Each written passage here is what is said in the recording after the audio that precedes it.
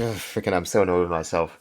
So, we're gonna be watching part 4 of Martincitopants' Kerbal Space Program stuff. War, you can see it in the corner. Unfortunately, I'm actually having to re-record this because I forgot that my window capture had a chroma key set up on it, and it meant that any parts of the video that had green, such as Martin himself or some clips he used, were stuffed. And I didn't realize this until I was in editing and going through the video, and I was like, oh, that's bad. So, unfortunately, this is not going to be as I haven't watched the video in like a year or two, so my memories are pretty fuzzy. No, this is going to be more, let's talk about the insane shit that Martin does in this video, because the first thing we got to do is we got to catch up to where we started part 3. With Kevin executing some Kerbals. Oh, no, no, no. Do the BFG division, because of course we need to use Doom music. Why else would we use... Why not? Why not? Why not use Doom music? Come on, man. It's Doom music. It's good. Um, that's not good. See, this is where I noticed it when I was editing my first attempt, unfortunately, and I'm not like weird tricky dicky enough with videos to edit it, but my chroma key accidentally meant that any parts of Martin that were like green of any weird shade were just kind of gone. That was not good. So oh, no, no, no. But yeah, no, this isn't good. This is not good. That's not his only ship. He has a fleet. He's an alien.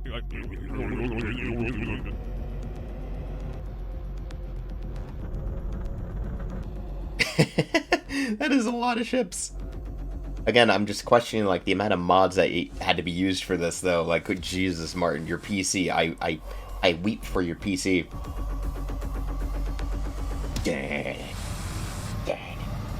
I'm not even coming to the right thing. What am I doing? Here we go. Okay, I just want to comment. Oh wait, no.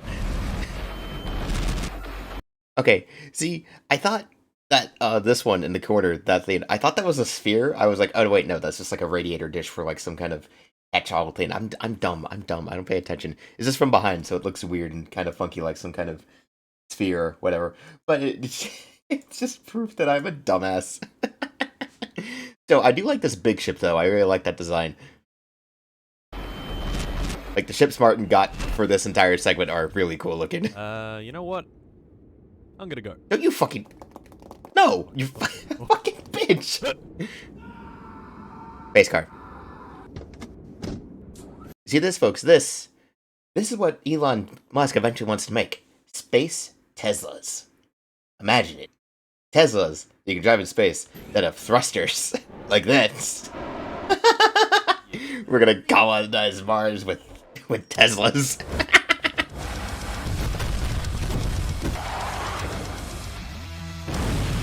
Frankly, I'm impressed that the Kerbal engine can actually handle this kind of shit. I know it's a lot of mods, probably enough to break a PC, but I'm impressed KSP can handle this. Oh no, the Kerbals! Meanwhile, Martin is just lounging. Bitch. Tabs. Ooh, that's bad memories of Ace Combat for me. No, the Wagadoogoo. And... gonna go... Ooh, did not expect to get flashbanged. No, I did, because I already watched this, so... oh, God, the flashbang every time, though. Again, I'm impressed that whenever mods Martin is running to have the KSP engine simulate this kind of urban destruction is really fucking cool. And I love that this is the route he went with the presentation for this entire video series. That warped face! And now capture the classroom. Why? Who knows? Oh. He's not here. Hey guys. Hi. Jimmy. Where'd he go? That way. He drove away in his space car? Yeah, a space Tesla. We will call it a space Tesla. Uh-oh. Wait. I fear for Martin's throat every time I hear him scream. Wait. Can I at least have my phone? What? What? Oh, I mean, yeah. Switch to English. Switch into English anyway. Oh, Okay, this part. well, This part I don't get. you know, I guess you guys can leave. True that. Okay, so this part I don't get. What? Martin, when did you have that lockpick? I understand they give you your phone and then you turn lockpicking lawyer. But then, where did you get the lockpick from? Was it where we don't speak of where prisoners shove things when they need it in an emergency? Was it there? Was it in your... I'm not gonna say it. I'm not gonna say it. Not gonna say it. Click. Okay, that's one way out. Why are there no guards stationed here? Kevin, beef up your security, man. Your security sucks ass. There's just a changing room with suits. Gotta have the replacements, I guess. Wait a minute. Holy shit. It's Merch blog time. It's my brand new plush line. That's right, boys. I've partnered up with Makeshift and made this little boy right here. Look at him. He Boy. will your house. That's right. Your very own frog in a suit. Kick him, crush him, dap him up aggressively. Throw him inside of him, he'll sneak into your walls and won't stop knocking. Put him above you, imposing, striking, dominant. This is a frog who thinks you are pathetic. Put him below you, sad, pathetic, and resigned. Single highest quality plush I have ever seen in my life. The exterior is fleece. The suit is stitched on very well. The eyes are in. It is a fancy suit for the frog. Oh. You got a butt. Oh my god. You got that butt. That ain't just a cake. That frog got the whole fucking factory. The first thing in the description, or that horrible, smelly, slimy pinned comment. See, this was another part where the accidental chroma key fucked it up. Because all of this green slime spread across the screen was just black nonsense. And I was like, oh. It was just... That... I know in context it's not bad. But I know the YouTube AI doesn't care about context. Oh, whatever. It just looked bad. It looked bad because of a chroma key, and I am mad at myself for not noticing that like a fool. Like a fool, I should have paid more attention to OBS!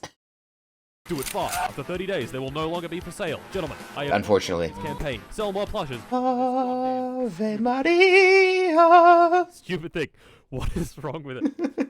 Okay, that's kind of cute. It is kind of cute, though. I mean, look at those big eyes. It is kind of cute. And as, you know, as my recent shorts postings attest, people really like pets. Cats, dogs, whatever you name it. They just really like the pets. This dumbass cat has sold over 1,500 plushes, and we need to sell more. I understand why. Pin comment and buy it. I assure you, you will not regret your decision. Oh. Like that, you can see it bounce back. Take it with you. Take him with you. Just a little guy. Take the little guy with you. Hi. Ow. Busted your back and your ass. The classroom's right there. Your space car's right there. Car. Class. Guard. Classroom. The new Professor Martin. You got 10 seconds. Oh shit. Figure it out.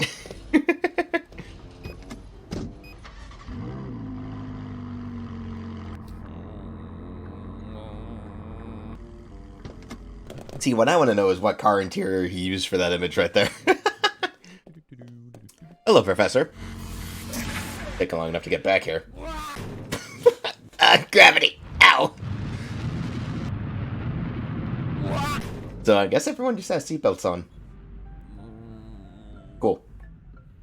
Hi. Guys, fancy seeing you again. Yeah. Where you been? Sir, why'd you, run away? Please do kindly explain that to us. No, he eated Jimmy! Anyway. No, Jimmy! Elu. Uh-oh. As you can see, is rapidly Uh-oh. approach. Oh, no. Shit. And would you This motherfucker's using music from Cars 2. What the fuck? look at that The game, anyway. of the last video? Yeah, fair enough. It's a good song. Kevin has gone ahead and destroyed pretty much every base. Everything. Wagadugu annihilated. Boom. Urk, dead. Urk was killed out of spite. Road to Blake. Djibouti, it's seen better days. Pour it out for your boy Urk. Urk was killed out of spite. That's it. That's why Urk was dead. Urk is dead out of spite and nothing more. Urk did nothing wrong. And most importantly, he's murdered all the Kerbals in the KSC and taken it over for himself. Yeah, it's just... The Bean Space program is in shambles. That's an understatement. It's completely annihilated. Today, we're not building rockets. We're building weapons. Guns and bombs and ships and planes. I don't even know what the proper song is. I think it's a song. I forget what it was. We're here to kill, destroy, and conquer. Yeah. Sources tell me that Kevin is rebuilding the KSC and has taken its 96 billion funds to build up military. Yeah, that's a lot of money to leave behind for a guy to take over and use to build a shit ton of weapons. Today we're going to destroy his shit-ass bases, and then I will kill him. Personally. So? Well, that's the only way you can do it, my friend. It's the only way.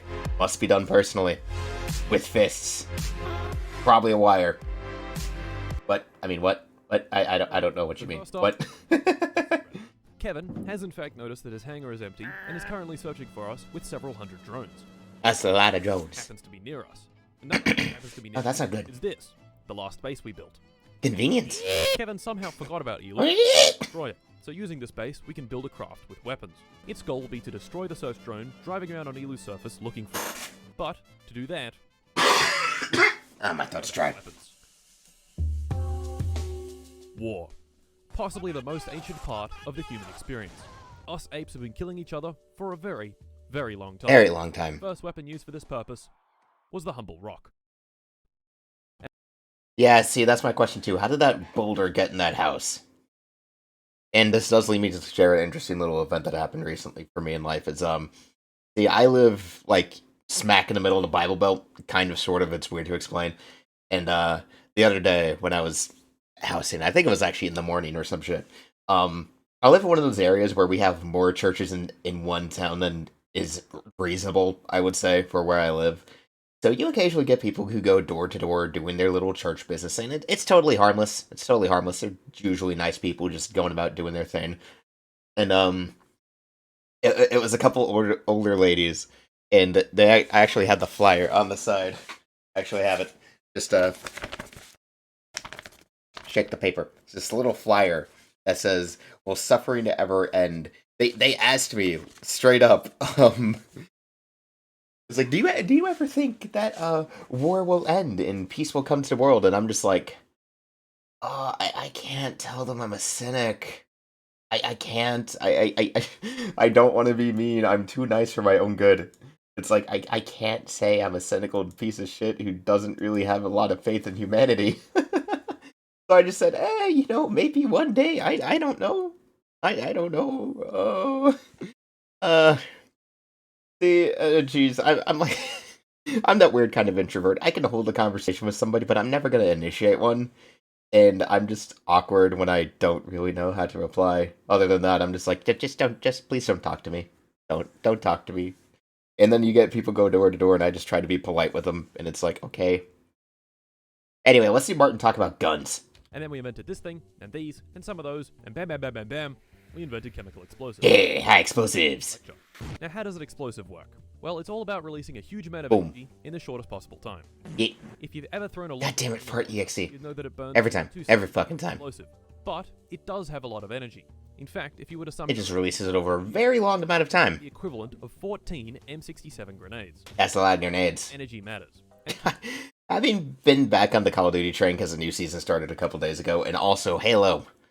Oh god, anyone who's ever played Halo will tell you the horror stories about how a firefight always opens up with everybody throwing every grenade they have down a corridor. It is... Being a 4v4 Slayer match, and then you just get 8 grenades. No, you get 16 grenades being flung down range for both sides, and it's just... oh god. Time matters, which is where explosives come in. Atomic test footage, bitch. A chemical explosive is a substance that can undergo a chemical chain reaction in a very Boom. short period of time. Now, Yeah, you use them for mining, killing people, all this stuff. which you wouldn't really expect to be able to do this. I expected to both be able to do that, to clear out stones and to strip a person's skin off in 0.5 milliseconds if they stand anywhere within 10 feet of it, yes. I fully expect that to be how an explosive works. I am messed up. So, to kill Kevin's little search drone, we'll get a nice fat... Ooh, 500-pound bomb. something Big. enormous and detonate it once it's close. For this job, we'll use this. That's a big boom. Roller. prevent suspicion, we need a break. God damn it, the sus! Act as the bait. No, I can't escape Among Us wherever I go! Obvious. The plan is simple. Drive up next to the drone and detonate the bomb. If we're Boom. seen, we play it cool and act as if we're just another baby in its stroller. Okay, enough talking. Let's go blow some. Look to this brave Kerbal who is about to sacrifice himself for the good of the war effort. I love the screaming for no reason. That is a fast stroller. That is a very fast stroller.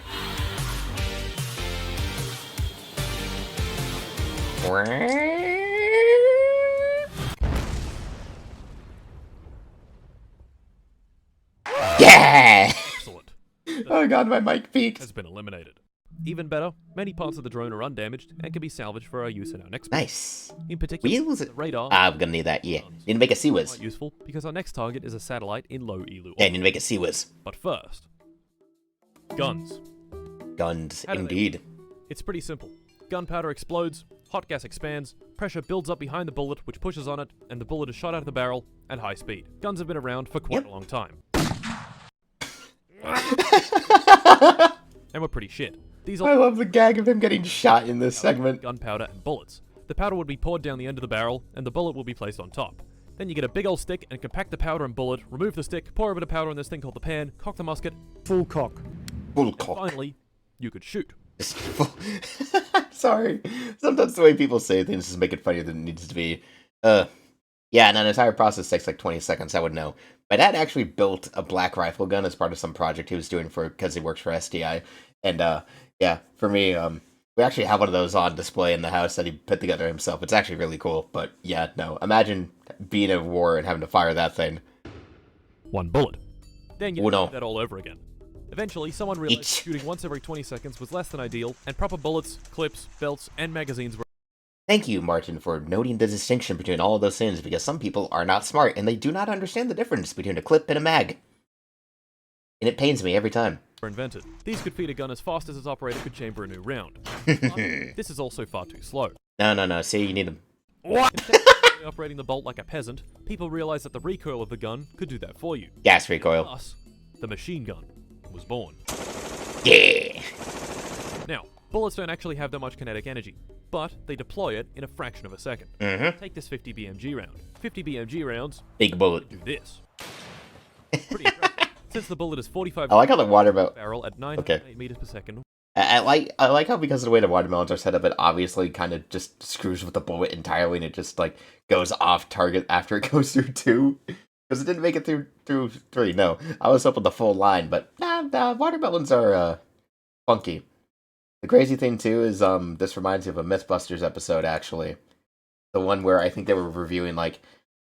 I don't remember the name of the episode, but it was one where they were like going over the movie myth of like people underwater still getting shot, and then they found out that like, nah, if you're even like a foot underwater, even a 50 BMG round isn't gonna do shit because it'll just immediately go off course. We can use this equation and some quick maths to figure out that it only has about 18 kilojoules of energy. Or 5 calories. Just 5 calories of energy. Now we need some way of Is that a lot? If I take this gun and try shoot down something passing overhead, this happens. Need to lead your shots, mate. Need to lead your shots, mate. The plane is, rather than where the plane will be, and isn't leading its shots enough to get any hits. Mm-hmm. Properly, we need to know the target's speed, distance, and direction it's traveling in. This is where radar comes in. Doppler radar, bitch. Simply another form of light with a much longer wavelength. If we shoot a bunch of radar waves at our target, a short amount of time later, we'll receive them back. Since we know how fast light travels, we can work out how far away an object is by measuring the time between sending and receiving the signal and dividing that by 2.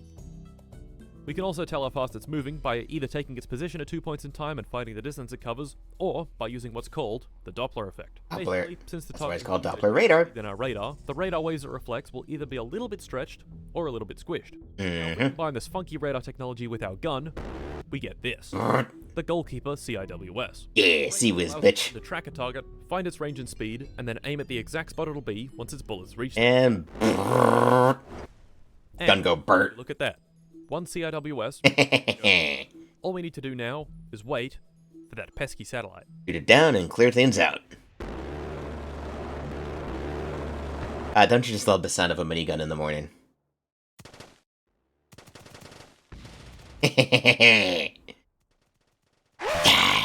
Next up, we're going to commandeer an ore coming from one of Kevin's mining outposts on Bob. Now thus far, we've remained undetected, and I'd like to keep it that way. So instead of being big and flashy, we're going to build a ship with a laser weapon thing and a single Kerbal on a seat. The laser Tiny little laser platform. And the Kerbal will take over the tanker with the help of a very special weapon.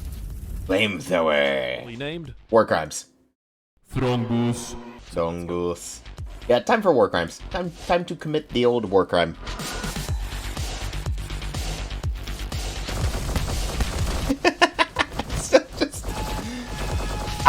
Drone is dead. His face. He's so excited to commit murder. Look at him. He's ready. He is. Yeah, let's just commit war crimes. It's been secured. Now we can take it back to base and use its ore to make more mining stations to build our crafts even faster. Bonk. Perfect landing. Guns. But what if I told you that we don't need gunpowder to accelerate our little projectile? No. This is about railguns. Yes. Good old expanding gas to move projectiles. But railguns use magnetic fields and electricity. But why bother? Regular guns are just... Well... It's all about speed. That 50 BMG rail I was talking about earlier could go at 908 meters per second. That's pretty dang fast, right? Yes. If you want to go faster, then you're out of luck. Gas-powered weapons rely on how fast the gas is physically capable of expanding, and 908 meters per second is approaching the upper limit. But railguns don't have an upper limit. In fact, the only limit on their speed is how much power you can dump into the system. So how do they work? Well, you get two conductive rails and put the projectile in between them, which completes the circuit. Once you fire, a huge amount of power is delivered from capacitors into the rails, which creates an incredibly powerful magnetic field and launches the projectile forwards. These bad boys have been able to shoot projectiles at over 2,500 meters per second, which in KSP terms is orbital velocity. If you want an idea of how stupid a railgun could potentially be, if we could make... Okay. Video games love railguns, even though, like, as those videos showed of testing, we have not gotten past the point where a railgun can be anything other than a giant fucking... just basically something you'd probably have to mount on, like, a warship or some kind just to make it remotely practical, and it'd probably have to be on a nuclear ship. Like, as much as I'm cool with, like, oh yeah, no, the idea of, like, handheld rail weapons are pretty dang cool, but theoretically speaking, if we could make a railgun that could fit in, like, the size of a large handgun, theoretically speaking, the size of a bullet wouldn't even need to be that big. It'd only need to be about the size of a grain of sand, maybe. And if it's powerful enough, even in a handheld size, you can shoot that grain-sized bit of metal fast enough that it'll have about the same, if not more destructive power than something like a 50 BMG round. Just through sheer factor of how much kinetic force is being put into it. Theoretically. Video games really love doing this when they want an excuse to say why they have unlimited ammo in their guns in some way or another, but it's all just theory right now, unfortunately. Railguns are a really cool concept, and I enjoy the shit out of them. They're just not very practical right now with modern technology. We're coming a long way, though, and I'm pretty sure the military is a lot further along than they will ever tell us. What we're going to use this technology on is this. Kevin has basically stolen the Ouagadougou design, placed it in dual orbit to collect such a knockoff. His fleet. Now, if you remember last video, let's blow it up. Per kilo, antimatter is pretty much the most explosive thing in the universe. Yeah, gonna blow it up in the most fantastical way possible. Also, ouch for flashbaiting me again. Storage, that makes this craft quite vulnerable. He's tried to cover for this fact by armoring up the area around the antimatter container. Understandable. Where our new railgun system comes in. Is to move faster, and railguns definitely make stuff move faster. Oh, that they do. With a railgun, aim it at the antimatter storage, sit back, and watch the single, very big gamma ray firework. For this job, we've come up with this beautiful craft. Peebus. So, let's go. Okay, before we do, I just want to say the funny thing about space fighters is, as much as I love space fighter designs with wings, technically, space fighters don't need them, but shut up, wings on a space fighter are cool, and they make it viable for other environments as well, so shut up. I mean, this one is basically a brick, and I doubt you could use it in an atmosphere. But hey.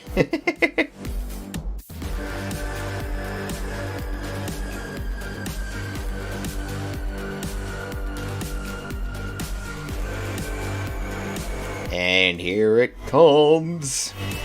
Charge in. And boom.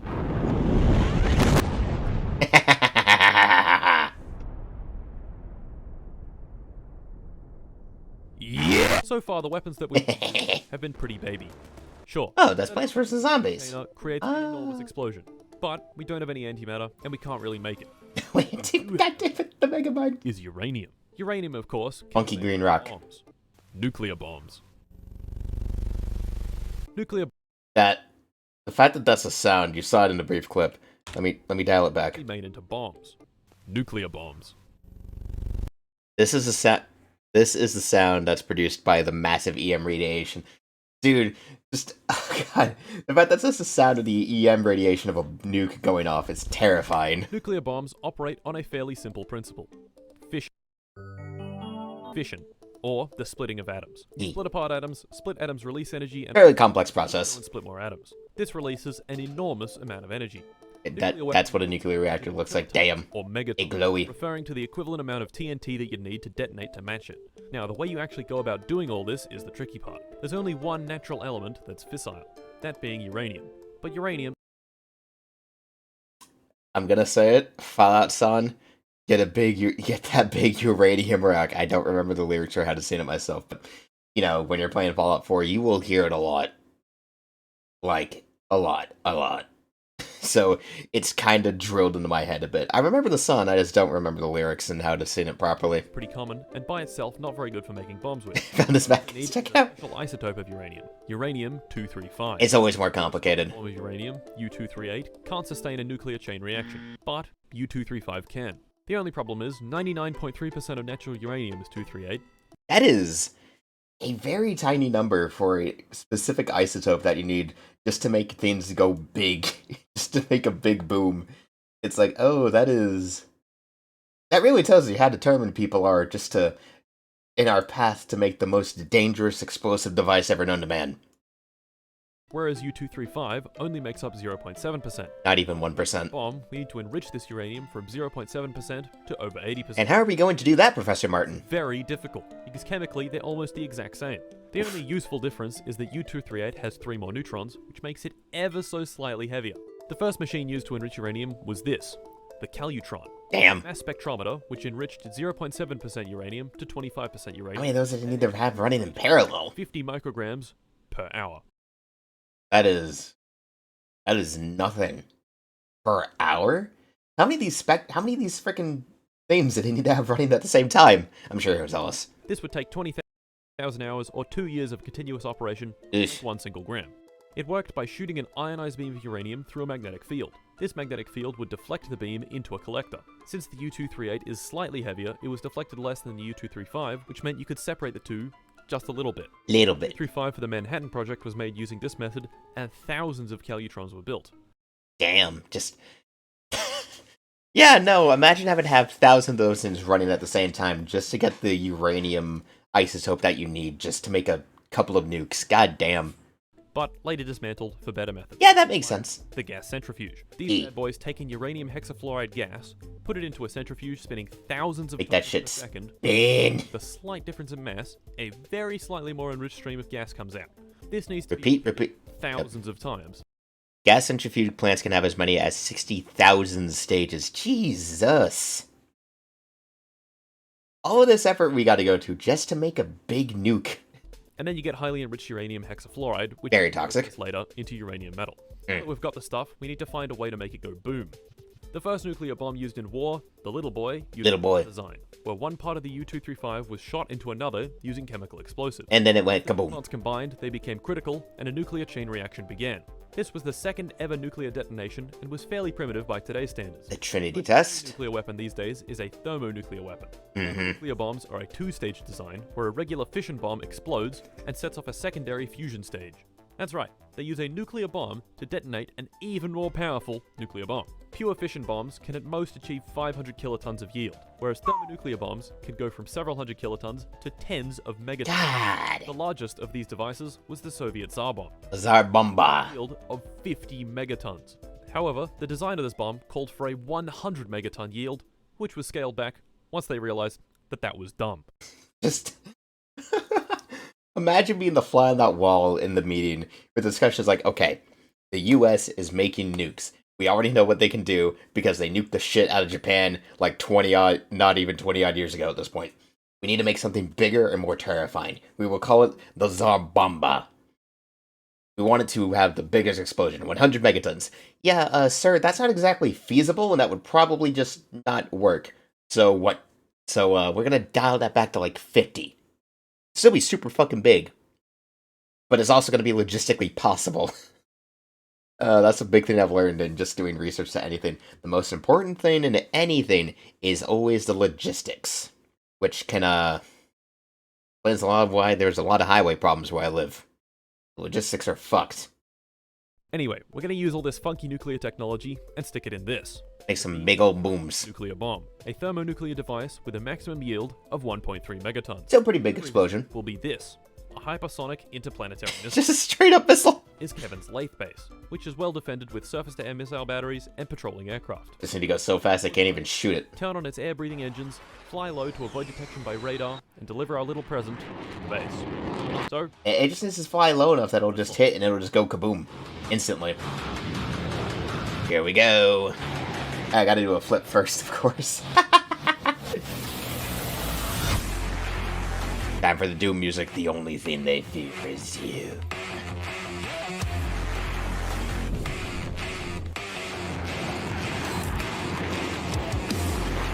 Getting a little nippy. Yeah, that's not gonna work, fam.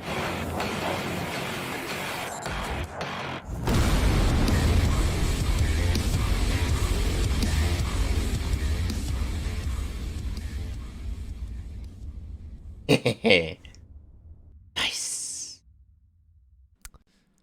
nice. Moving closer to Kerbal, Nice. the planet you forgot exists. Drez. From Russia with love. And of course, Kevin forgot to put any sort of military presence there whatsoever. So we're gonna use it. Blind spot to build up a very large presence. Surface to construct a weapon.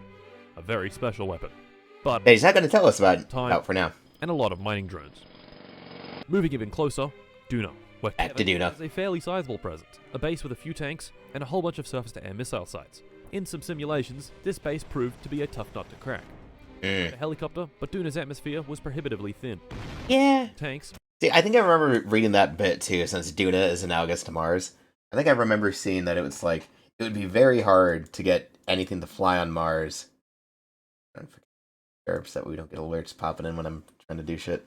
But basically, it would be very hard to get anything flying on Mars because its atmosphere is so thin compared to Earth. And we're like, everything we have that flies is designed to fly within Earth's relatively thick atmosphere. Like, believe it or not, Earth has a pretty thick atmosphere. Not as thick as, like, Venus, but reasonably thick. It's also filled with oxygen wherever you look. So obviously that makes means that things have to be designed in a very particular way just to fly in it. With how thin Mars's atmosphere is in comparison, it would be very hard. Like, we would have to completely re-engineer aerodynamics just to fly in Mars. Because, oof, oh boy, everything is not designed for that kind of atmosphere. but Kevin's battalion outgunned us very easily. A Eh. high-speed bomber, which was shot down immediately. A jet engine But can do it. then, I had an idea. You see, nuclear warheads Okay, let me correct myself. Jet engines would be fine because jet engines don't exactly rely on the atmosphere. But helicopters, yeah, no, helicopters kind of need a thick atmosphere. That's what I was going on. That's what I meant to go off about. A helicopter would need to be re-engineered. A jet engine is totally fine because jet engines tend to use their own power just to get lift off and the aerodynamics. I don't know how to explain it properly. We already had that lesson in another video anyway. So jet engines would be fine. Helicopters would need to be completely re-engineered to function within an atmosphere like Mars or Duna in this case. underwent many design iterations during their development. Increased power, deliverable versions in bombs, and smaller warheads. One such development was this, the W9. This warhead was Something that you can load into our artillery shell platform. and fired out of a gun. This gun was called Atomic Annie. And of course it was made by the Americans. Because of course we would make a freaking atomic artillery piece. It seemed like a good idea. And could fire this projectile up to 30 kilometers away. The warhead itself had a yield of 15 kilotons, which was equivalent to Little Boy. Now, this My main question is, someone who is someone in the comments, please tell me if you're more versed in this shit than I am. I don't think being 15 kilometers away is good enough for when you're firing a nuke out of an artillery shell, or out of an artillery cannon. Something just tells me that's probably not a good idea. Just considering the range of the EM radiation and shit. That's just me. That's just me.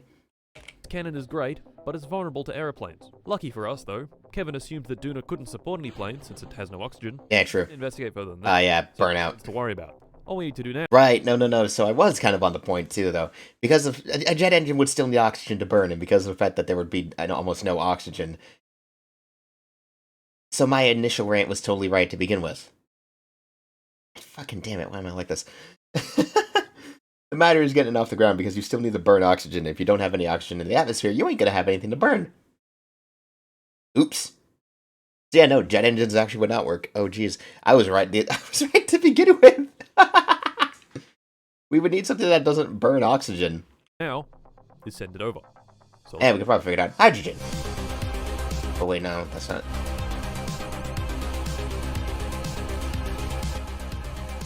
Alright.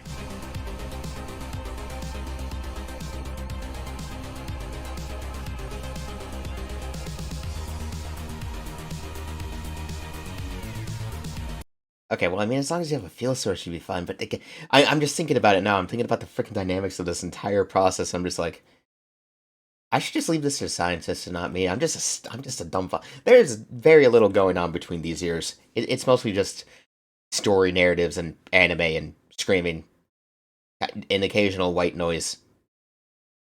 I'll just leave this to people who actually know what they're talking about when it comes to science. I'm just gonna stop. I'm gonna stop trying.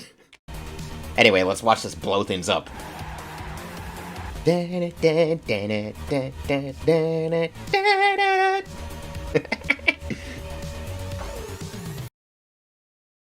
don't know which dog is at my door. Hold on. Shrewd.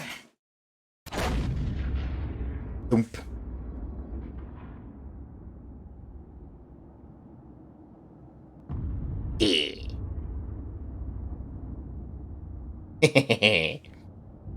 Very good.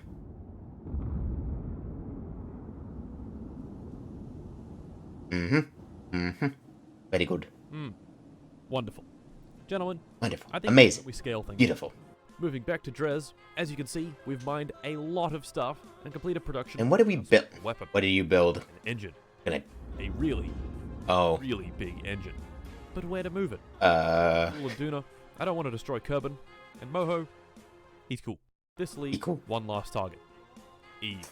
I don't like Eve. We're gonna use the planet as a bullet. A lot of stuff on it. Yeah, aren't we? Sites, yeah. Surface bases, aircraft, orbiting platforms.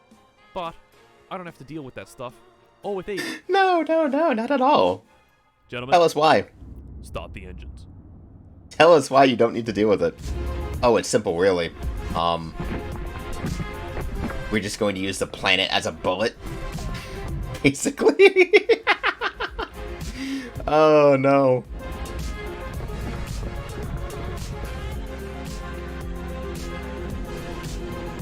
And... boom.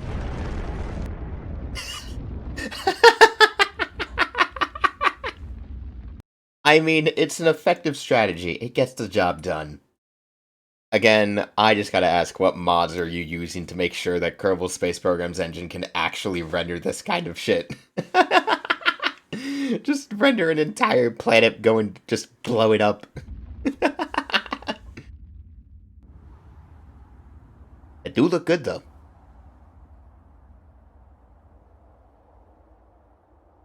Oh, hello, Kevin, you traitorous bastard. What the fuck? Back to Kerbal. This is where the bulk of Kevin's force is. He has time for war. Planes, tanks, and drones. But it's so do we. And now it's time to be stationed in orbit, ready to... And back to the only thing where they fear is you. And now is that moment. Let's just turn Kerbal Space Program into a frickin' war sequence simulator, why not?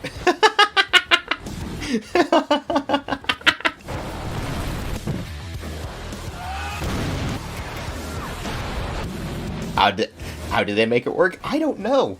I'm just impressed.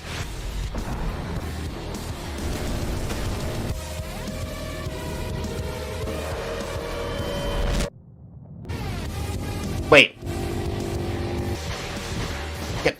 I thought we were trying not to destroy Kerbal. Kerbin. Why I thought we were trying not to destroy Kerbal. Why are we nuking the shit out of it? Alright, time to find Kevin. Where the fuck is Kevin? I'm gonna fucking kill a little rat. He's not in here. Oh. He left. Uh-oh. He's fleeing. Oh, Go get him. Fuck. Go get him.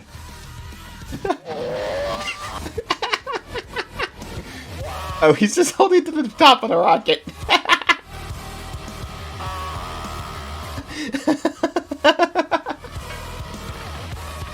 The back rooms.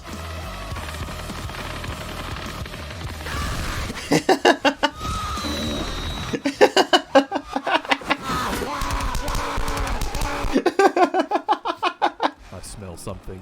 Hmm? He's a little gray man. Ah, Jesus Christ. You're an alien. I fucking knew it. You can't fool me, you little shit. I had you from day one. Alright, well. I'm just gonna go over here and punch in some numbers. Oh no, what are you... Wait a minute. Wait a minute. Okay. Where does he find these stock images? I'm actually impressed. Start charging. Alrighty, Kev. I'm sending you back to Proxima Centauri. Clearly where you belong. Huh? So see you later, Kevin. May we never meet ever again. Oh.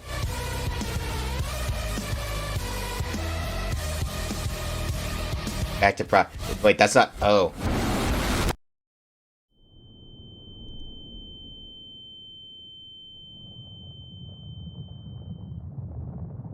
Oh. That's, Yeah, let's... let's just make a star go supernova. Yeah, let's make a star go supernova. That'll show him. Yeah, no, that'll be fine. That'll definitely do it. Beautiful. And that's it, fellas. I'm done. No more KSP. I'm going on holiday for about a month, but once I'm back, big things are coming. Okay, since that's basically where it's done. Again, I am just massively impressed with how Martin was able to make this happen. Like, I fret for his PC and the amount of storage space he had to use just to record all of this, and even just render it too. Good lord. Turning KSP into a war simulator through mods, that sounds both impressive and like it would kill my PC. Look, I have a pretty good PC. It's not bad, it's a pre-built. I could definitely stand to upgrade it some more. I need to upgrade my goddamn SSD because of when it came with this fucking shit. But it's not a bad PC. But I don't think it could handle anything like what we just saw, honestly. That would probably cause it to explode. Which would be bad, and then I'd have to spend a lot of money to fix that money I don't have. Anyway, we're not here to talk. Anyway, this is, I mean, we're not quite done with Martin and KSP yet. We do have to watch him break a land speed record in this. And then, I think keeping up with the Martin reactions, I do want to watch his, Satisfactory videos. No, not Satisfactory, Factorio. Yeah, the Factorio videos, because those are kind of funny. Those are funny, too. Also, freaking ridiculous. I think we have not gotten into Factorio yet, because I have enough video game crack to manage. Oh, boy. I have a backlog to keep up. Okay, I'm playing through the Trails games. I got better things to do. Than get addicted to Factorio. Anyway, if people have other ideas of what they might want me to react to, feel free to say it in the comments or whatever. So, hey, till the next one. Thank God this one isn't going to come out scuffed once I'm editing it. Pain.